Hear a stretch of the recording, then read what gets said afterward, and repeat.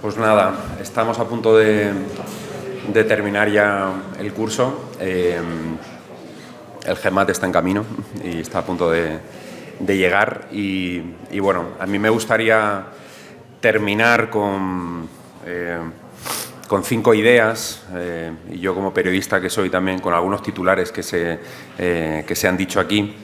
Y antes de que empecemos hagamos la clausura con el GEMAT, pues me gustaría incidir en esas 5 ideas, ¿no? Esa primera, se ha dicho aquí una frase que creo que ha sido el general Torcal, no sé si quién lo ha dicho, que lo importante de la defensa es lo que protege la defensa. Para el gran público, cuando hablamos de defensa, a veces hablamos de algo lejano, técnico, que a veces es difícil de entender, pero en realidad estamos hablando de cuestiones muy importantes para nuestra vida. Estamos hablando de nuestra libertad, estamos hablando de nuestra forma de vida, de la seguridad de nuestras familias, de que haya paz en nuestras calles, y por eso pues, lo importante de la defensa es lo que se protege con la defensa.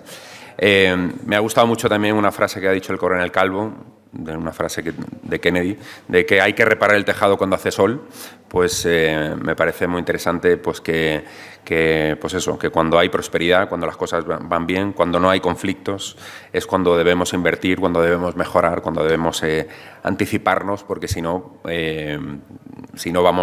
vamos tarde. Y para eso, bueno, pues exige previsión, responsabilidad, mirada a largo plazo, como se ha hablado en las mesas, y, por supuesto, voluntad política, que eso es algo que, por desgracia, no siempre hay. En tercer lugar, la cultura de defensa debe construirse fundamentalmente en las aulas, ¿no? El general Torcal insistía mucho en eso. Esa cultura de defensa o la conciencia de defensa debe nacer en las aulas, como ocurre en otros países, y está claro que la función principal de las Fuerzas Armadas es estar preparadas, lo mejor preparadas posibles para entrar en combate cuando sea preciso. Y esa labor de la cultura de defensa debe corresponder a muchos actores, pero fundamentalmente son las aulas donde debe emanar de ahí. Y en ese sentido, lo que hemos visto también, y se ha puesto de manifiesto en la última mesa, como las empresas del sector pues tienen que hacer un esfuerzo de comunicación, tienen que ponerse las pilas en ese sentido. Y bueno, como Rafael Moreno decía también, que se percibía la industria como a veces opaca, pues esa cultura de transparencia que en otros ámbitos de la sociedad está presente, pues yo creo que cada vez más se va a exigir también a la industria de la defensa. En cuarto lugar, la comunicación es sin duda una herramienta estratégica para la defensa, lo es desde el punto de vista social, sin el cual pues ninguna política de defensa es sostenible si la opinión pública no la entiende, y por supuesto desde la dimensión operativa, ¿no? Hemos hablado de desinformación, hemos hablado de guerras híbridas, hemos hablado pues eso, de la zona gris, que nos afectan mucho más de lo que somos conscientes o que queremos ser conscientes, y por tanto en este contexto comunicar bien pues es defenderse mejor, ¿no? Y me ha gustado mucho cuando Pilar decía también, Pilar Requena, que cuando hablamos de guerra híbrida no es solo Rusia, ¿no? Y en el caso de España pues lo vemos especialmente en el caso de Marruecos. Y en quinto lugar, yo creo, ya para terminar, el contexto actual creo que es una oportunidad para comunicar mejor la defensa.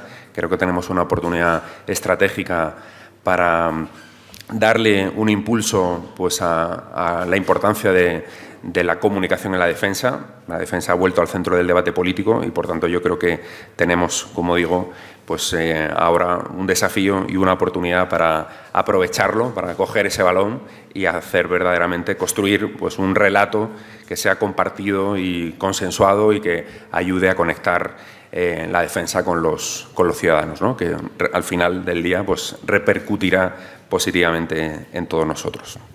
Así que nada, muchas gracias por acompañarnos. Vamos a hacer una pequeña pausa. Nos han dicho que el GEMAT llega puntual, así que vamos a salir a recibirle, y en unos minutos tenemos aquí al GEMAT y hacemos la clausura. Muchas gracias a todos.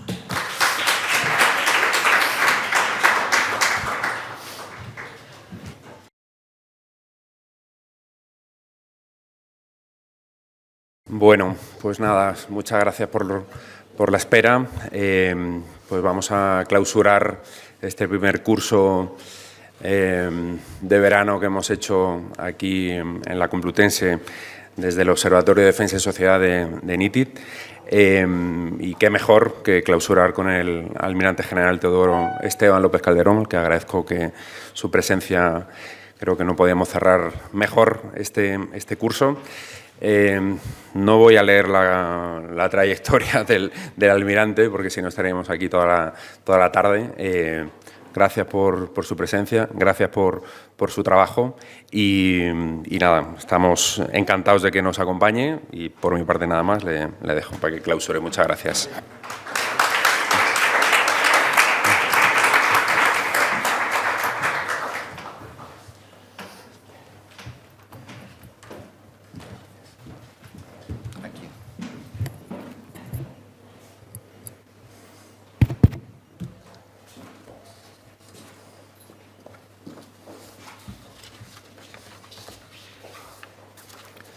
Bueno, vicerredactora, director de comunicación, director del curso y presidente de NITID, oficiales generales, bueno, amigos todos. Creo que hay, por lo que he visto, hay gente que conozco desde hace mucho tiempo. Y nada, quería simplemente corresponder a las palabras. Para mí es un privilegio poder estar aquí y acompañarles en el cierre de este curso.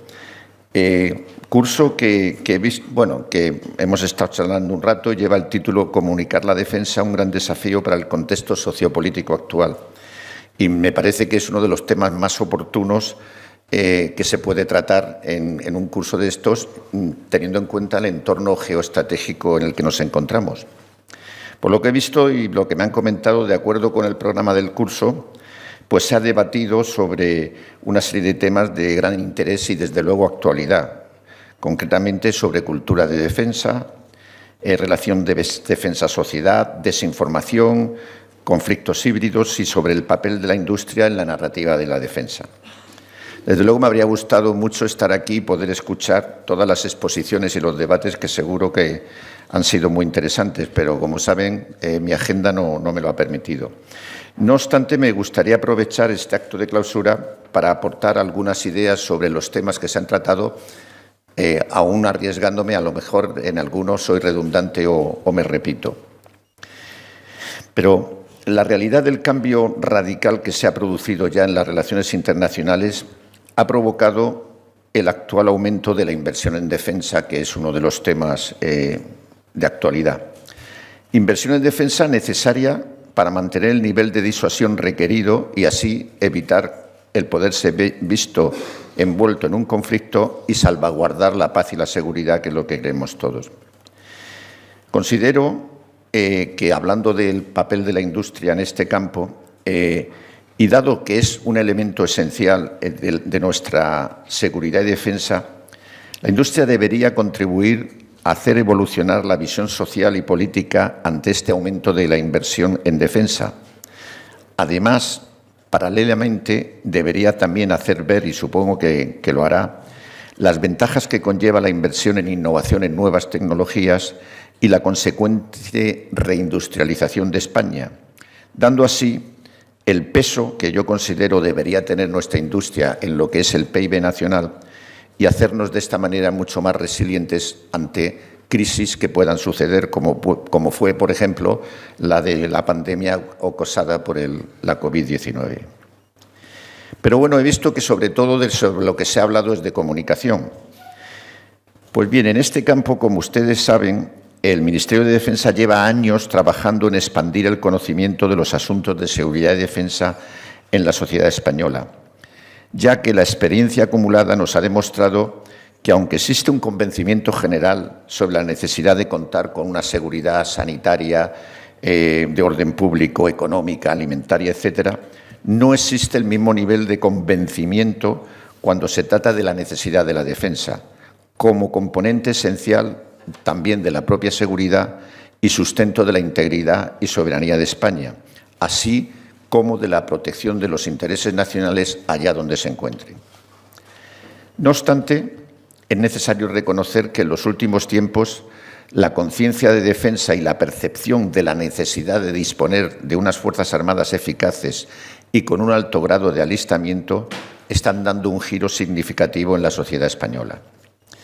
En mi opinión, y como ya he indicado en otras ocasiones, este despertar de la conciencia de la necesidad de las Fuerzas Armadas viene motivado por dos hechos que son claramente visibles para todos y contrastados.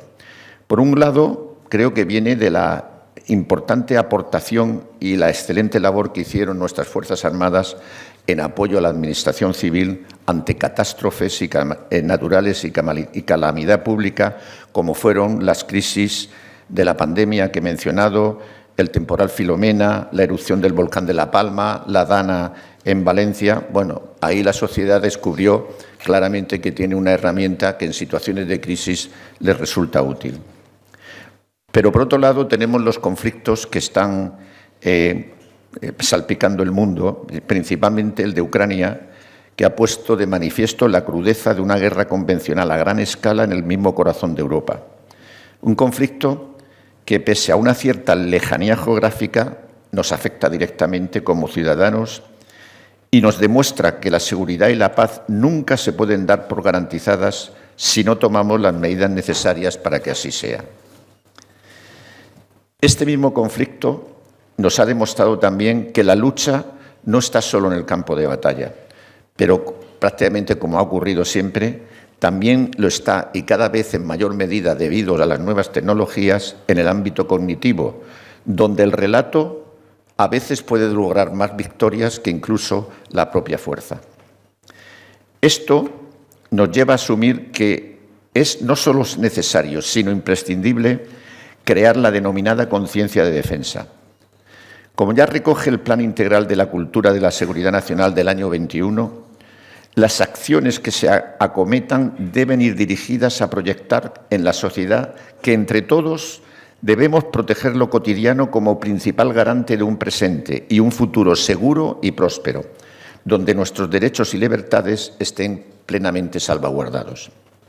Es decir, que como decía el lema que hemos escogido este año para la celebración del Día de las Fuerzas Armadas, la defensa es compromiso de todos, de las Fuerzas Armadas, de las fuerzas y cuerpos de seguridad del Estado, de las administraciones públicas, instituciones, comunidades educativas, industria, investigación, etcétera. Y, por supuesto, los medios de comunicación.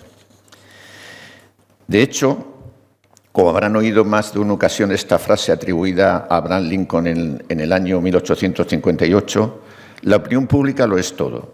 Con ella a favor, nada puede fallar. Con ella en contra, nada puede tener éxito. Es decir, no solo debemos conseguir que la percepción que la sociedad española tiene sobre los asuntos de defensa mejore, sino que debemos ir un paso más allá y conseguir que se involucre en dichos asuntos.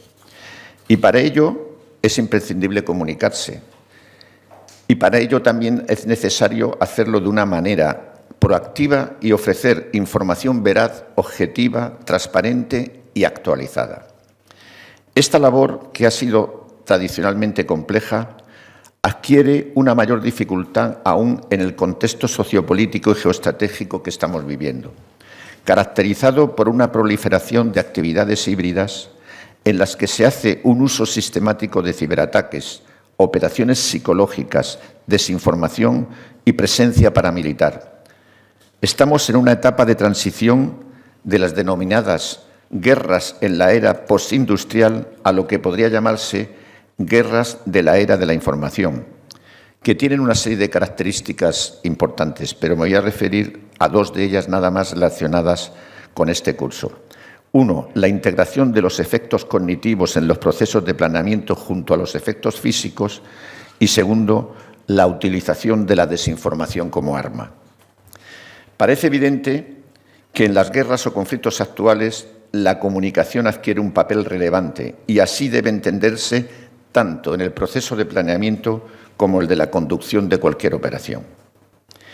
En esta línea, la Alianza Atlántica acuñó ya hace varios años el concepto de STRATCOM o comunicación estratégica, para referirse a la integración de todas las funciones y capacidades de comunicación, civiles y militares, con otras actividades con la finalidad de comprender y determinar el entorno de la información y, además de informar, influir o persuadir a las audiencias identificadas de interés para lograr los objetivos de la defensa. Como pueden suponer, esta comunicación estratégica requiere de una planificación de alto nivel en los distintos ámbitos para la creación de los contenidos en un entorno multicanal que responda a las tendencias tecnológicas actuales y sin olvidar que la estrategia debe ser medible mediante indicadores y además periódicamente revisable. Pero además, para garantizar el éxito de esta STRATCOM en lo que afecta a la comunicación pública, porque como saben tiene muchos elementos, es fundamental la existencia de una relación directa y fluida entre las Fuerzas Armadas y los medios de comunicación.